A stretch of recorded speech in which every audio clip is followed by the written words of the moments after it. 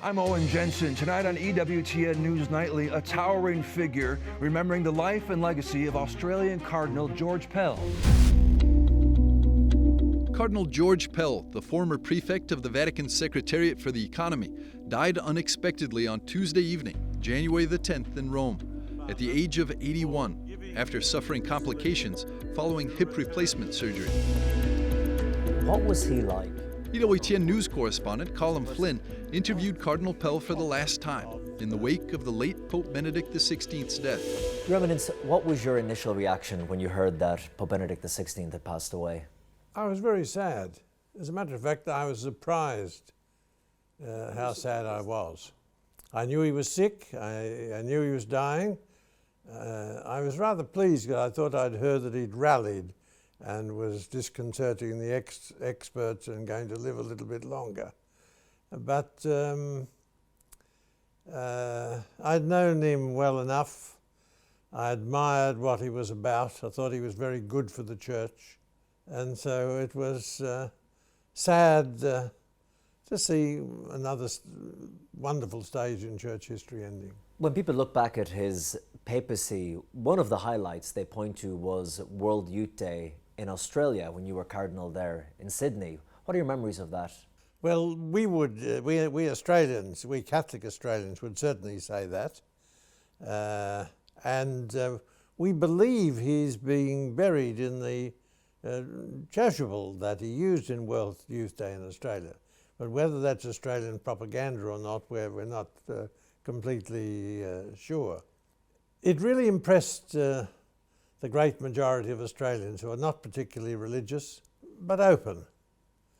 And my greatest memory, he insisted that the great liturgical celebrations, the masses, that we should work hard, that they are prayers and acts of adoration. And so he insisted on reverence and quiet. And we had something like 400,000 at the final Mass, the biggest gathering in Australian history. And after communion, I could hear the birds singing in the morning.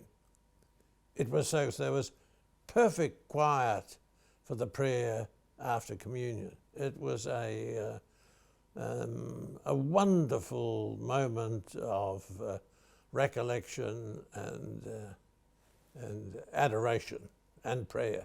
And just, he'll be remembered for his contribution to the liturgy, that the liturgy should be beautiful, that we Catholics are not innovators in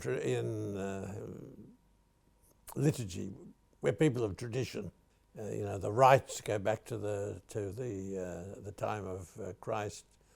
The Roman rite, markedly similar, great similar for 1,500 years.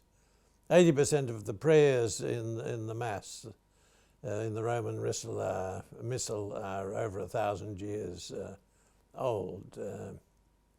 He understood that, and through making the old rites more available, and also at in another direction, opening it up so that those who were Anglicans and came in could continue to worship in a way that was consonant with the beautiful English language tradition that they had developed. That was also significant, quite significant. In your experience, what was he like one-on-one as a person? Oh, the complete opposite of the caricatures of his enemies, especially before he became Pope. And people actually saw what he was like. They called him the Rottweiler and the Panzer Cardinal and all that, which was absurd, because nothing Prussian about him. He was a Bavarian. He was a quiet, gentle, pious man, absolute gentleman. Courteous to his fingertips, very cultured. As they say, a legacy is in the eye of the beholder, and over the coming days and weeks and years there'll be much debate and analysis about his life and legacy. But what do you think his legacy should be?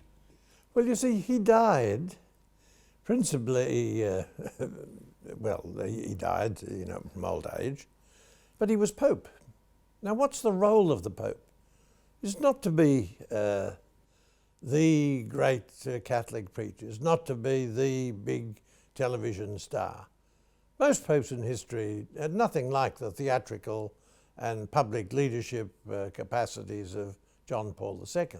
The Pope has a scriptural role. He's the man of rock. He's the successor of Peter. He's the foundation of the church.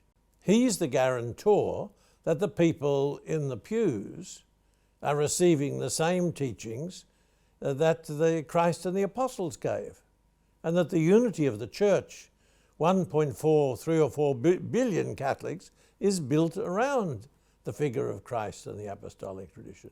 Now, in these terms, Benedict was a magnificent success. He realized that the secrets of our vitality are in the redemptive activity and teaching of Jesus Christ. That was his job.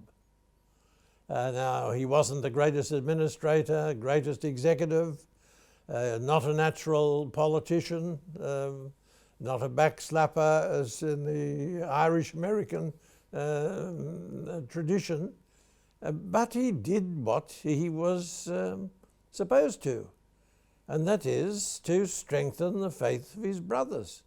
It's not to entertain the non-believers or those who have rejected what we're about.